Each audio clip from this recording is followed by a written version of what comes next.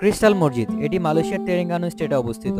এই মসজিদটি 2006 থেকে 2008 সালের মধ্যে নির্মিত হয়েছে। এই মসজিদে প্রায় 1400 থেকে 1500 মানুষ একসাথে সালাত আদায় করতে পারে।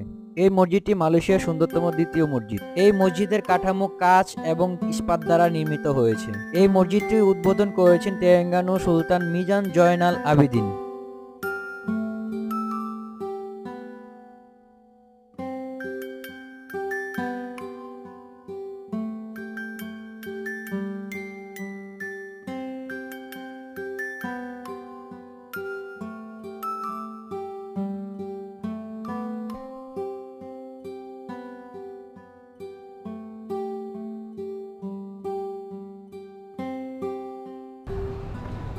সো গাইস, আজকের ভিডিও এই পর্যন্তই। ভালো থাকবেন, সুস্থ থাকবেন।